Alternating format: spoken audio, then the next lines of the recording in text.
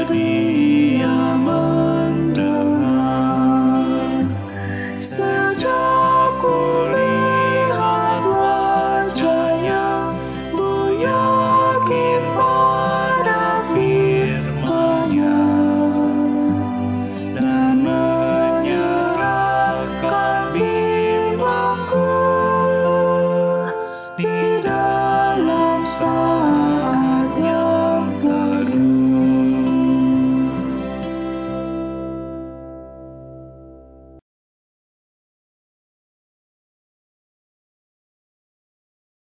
Mazmur 91 ayat 1-2.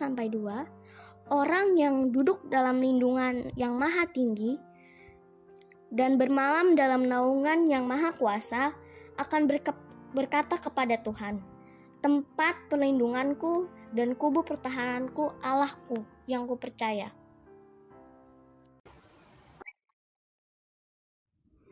Halo Bapak Mama, Oma Opa, saudara-saudari yang dikasihi Tuhan.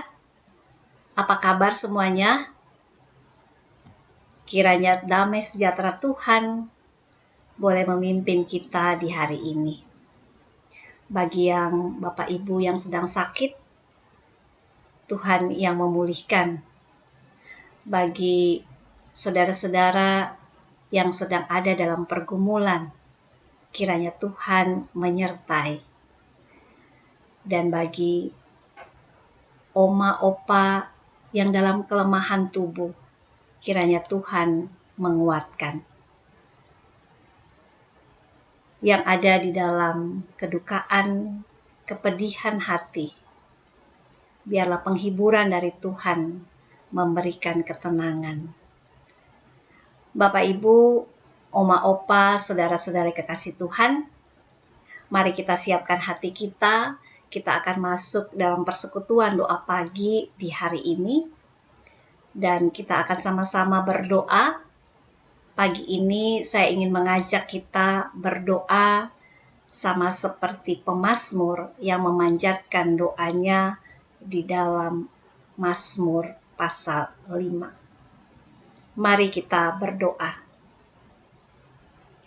Berilah telinga kepada perkataanku ya Tuhan, indahkanlah keluh kesahku.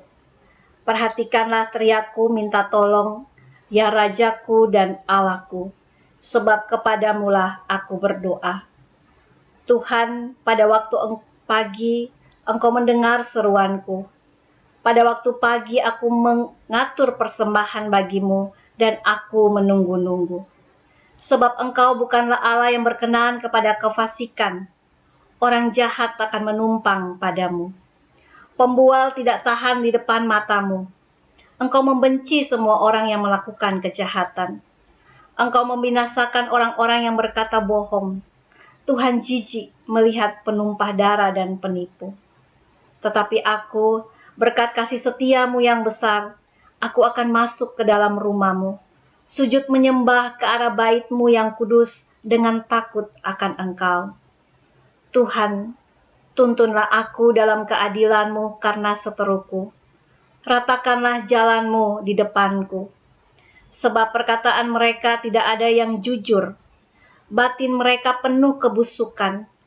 Kerongkongan mereka seperti kubur ternganga. Lidah mereka merayu-rayu. Biarlah mereka menanggung kesalahan mereka ya Allah. Biarlah mereka jatuh karena rancangannya sendiri. Buanglah mereka karena banyaknya pelanggaran mereka, sebab mereka memberontak terhadap Engkau.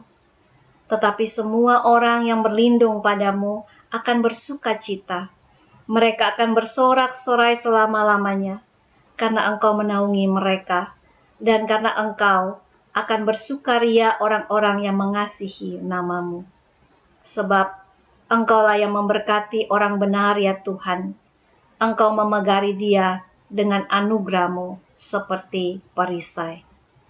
Amin. Umat yang dikasihi Tuhan, bacaan Alkitab bagi kita pagi ini terpilih dari Kisah Para Rasul 7 ayat 35 sampai 42. Demikian firman Tuhan. Musa ini yang telah mereka tolak dengan mengatakan, siapakah yang mengangkat engkau menjadi pemimpin dan hakim? Musa ini juga telah diutus oleh Allah sebagai pemimpin dan penyelamat oleh malaikat yang telah menampakkan diri kepadanya di semak duri itu. Dialah yang membawa mereka keluar dengan mengadakan mujizat-mujizat dan tanda-tanda di tanah Mesir, di Laut Merah, dan di padang gurun 40 tahun lamanya. Musa ini pula lah yang berkata kepada orang Israel, "Seorang nabi seperti aku ini akan dibangkitkan Allah bagimu dari antara saudara-saudaramu." Musa inilah yang menjadi pengantara dalam sidang jemaah di padang gurun di antara malaikat yang berfirman kepadanya di gunung Sinai dan nenek moyang kita. Dan dialah yang menerima firman-firman yang hidup untuk menyampaikannya kepada kamu. Tetapi nenek moyang kita tidak mau taat kepadanya. Malahan mereka menolaknya. Dalam hati mereka ingin kembali ke tanah Mesir. Kepada Harun mereka berkata, "Buatlah untuk kami beberapa Allah yang akan berjalan di depan kami. Sebab Musa ini yang telah memimpin kami keluar dari tanah Mesir, kami tidak tahu apa yang telah terjadi dengan dia." Lalu pada waktu itu mereka membuat sebuah anak lembu dan mempersembahkan persembahan kepada berhala itu, dan mereka bersukacita tentang apa yang dibuat sendiri oleh mereka. Maka berpalinglah Allah dari mereka dan membiarkan mereka beribadah kepada bala tentara langit, seperti yang tertulis dalam kitab nabi-nabi. "Apakah kamu mempersembahkan kepadaku korban sembelihan dan persembahan selama 40 tahun di padang gurun itu, hai kaum Israel?" Demikian firman Tuhan.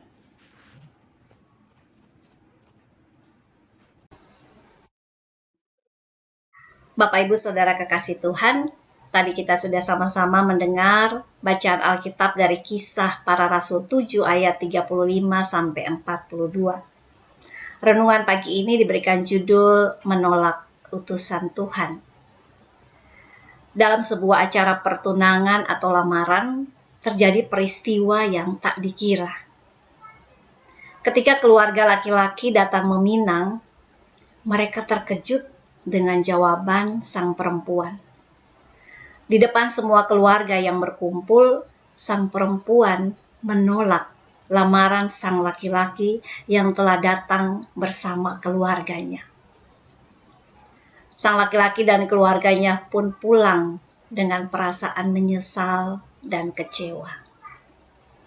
Tak ada yang tahu apa yang menjadi latar belakang sang perempuan hingga memutuskan lamaran itu. Pasalnya, sang laki-laki dan perempuan ini telah lama menjalin hubungan. Sehingga ketika sang laki-laki meminta keluarga untuk datang melamar, tak ada terbersit sedikit pun bahwa akan berakhir dengan penolakan. Ternyata relasi yang lama dijalani tidak menjamin akhir yang bahagia. Umat yang dikasihi Tuhan, kisah yang kita baca dalam Alkitab hari ini juga menceritakan kisah yang tidak jauh berbeda. Tuhan telah memilih Israel. Tuhan menjalin relasi yang penuh kasih dengan Israel.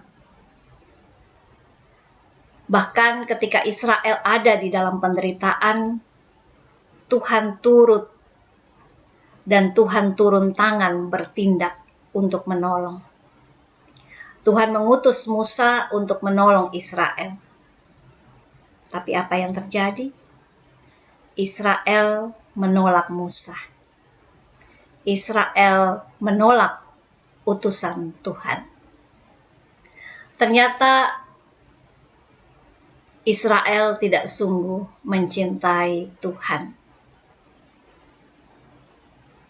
Cinta Israel masih bercabang.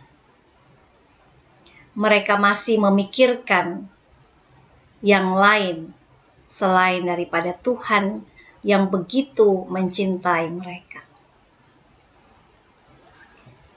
Bapak Ibu Saudara kekasih Tuhan, mengapa Israel bisa berlaku seperti itu? Di ayat 39 dikatakan, mereka ingin kembali ke tanah Mesir. Rupanya Israel tidak tahan ketika Musa dalam pimpinan Tuhan membawa mereka keluar dari Mesir melalui jalan yang berputar-putar. Itu sangat membosankan, melelahkan, dan membuat mereka tidak tahan. Bagi Israel, Musa tidak menolong mereka, tapi justru Musa memperberat penderitaan mereka. Karena itu mereka jadi ingin kembali ke Mesir.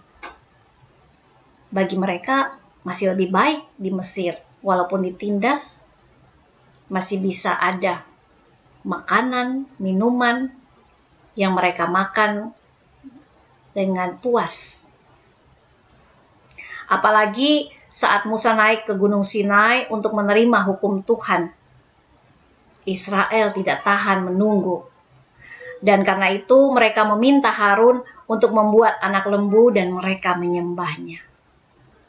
Apa yang dilakukan Israel memperlihatkan bahwa mereka bukan hanya menolak Musa, tetapi sesungguhnya mereka menolak kepemimpinan Tuhan.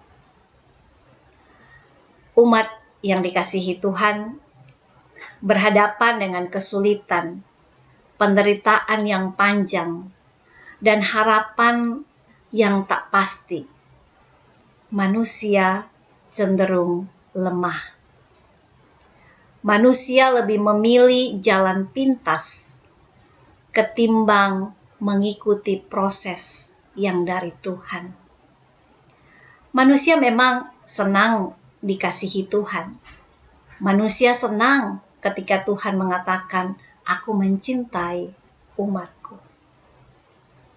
Namun, manusia kadang tidak rela bila Tuhan terlalu ikut campur dalam segala urusan hidupnya. Manusia ingin bebas menentukan jalan hidupnya sendiri. Dan tanpa sadar akhirnya manusia meninggalkan Tuhan. Manusia menolak Tuhan memimpin kehidupannya. Sejarah kembali berulang. Apa yang dialami oleh Musa dialami juga oleh para saksi Tuhan pada masa awal gereja mula-mula. Mereka juga mengalami yang namanya penolakan. Stefanus yang kita baca kisahnya di dalam pasal 7 ini, Stefanus sedang melakukan pembelaan. Stefanus adalah salah satu saksi yang dipakai oleh Tuhan untuk memberitakan Injil Tuhan.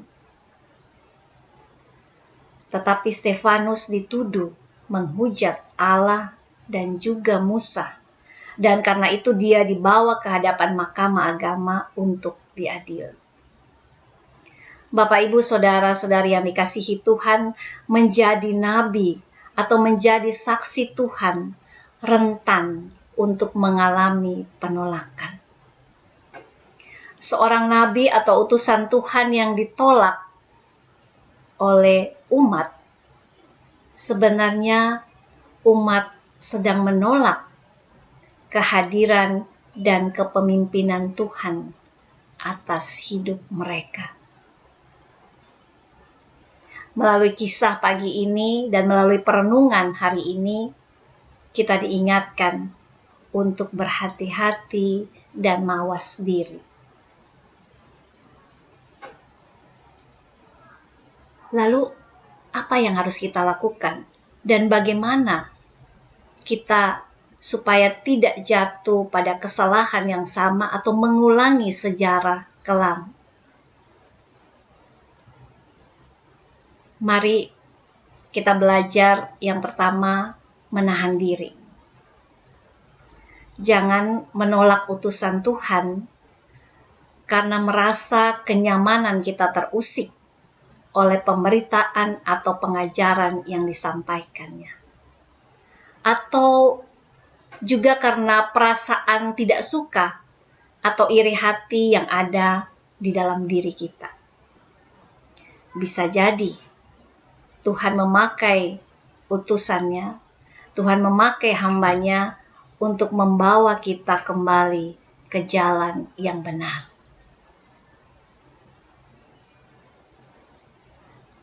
Dan yang kedua yang bisa kita lakukan adalah mari kita uji segala sesuatu berdasarkan firman Tuhan, termasuk menguji para nabi atau saksi yang mengatasnamakan dirinya sebagai utusan Tuhan. Mari dengarkan pemberitaannya. Mari lihat cara hidupnya. Apakah sudah sesuai dengan firman Tuhan? Ataukah yang sedang dilakukan dan yang sedang dikatakannya hanya untuk menyenangkan hati manusia? Utusan yang dari Tuhan, Dia datang membawa damai sejahtera dan bukan perpecahan. Bapak, Ibu, Saudara-saudari kekasih Tuhan, biarlah melalui perenungan firman Tuhan pagi ini, kita menjadi umat Tuhan yang terus saling mengasihi, dan kita mau terus belajar, sehingga persekutuan kita makin kuat berakar di dalam Tuhan. Amin. Papa, Mama, Oma, Opa, saudara-saudari kekasih Tuhan, mari kita berdoa. Bapa kami yang di sorga, dikuduskanlah namamu. Tuhan yang maha murah, berkenanlah mendengar doa kami di pagi ini. Bersama umat-Mu dalam persekutuan doa pagi, kami berdoa bagi perekonomian dan keamanan negara Indonesia.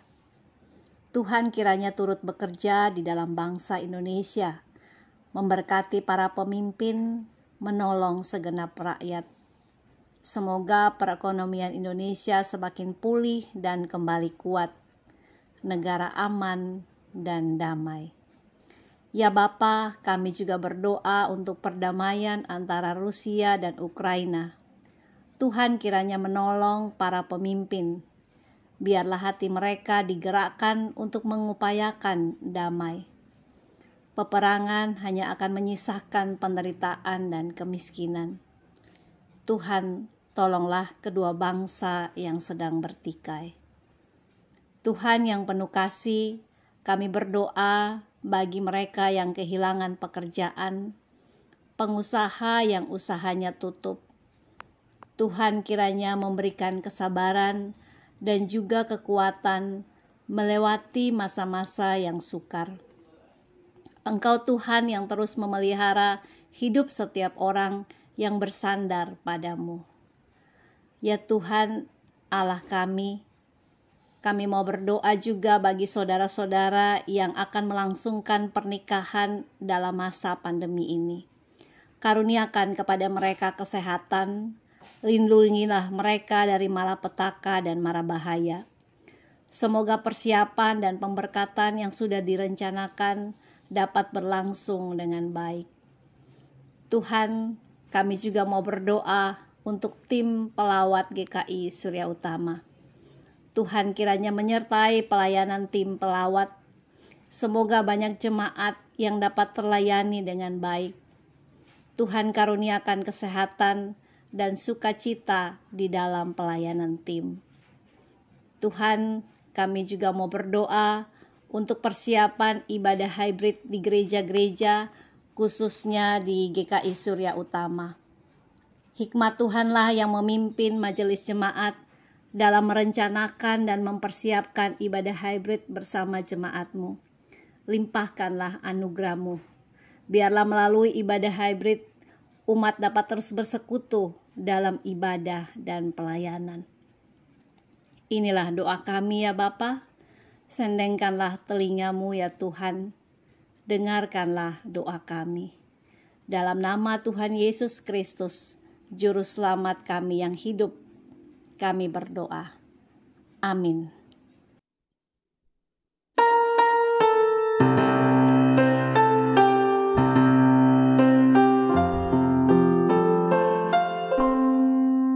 Kasih Tuhan mengiringimu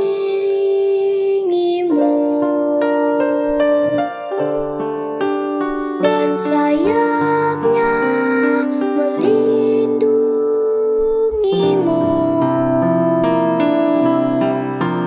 Tangan Tuhan pegang di dalam hidupmu. Majulah dalam terang kasih-Nya.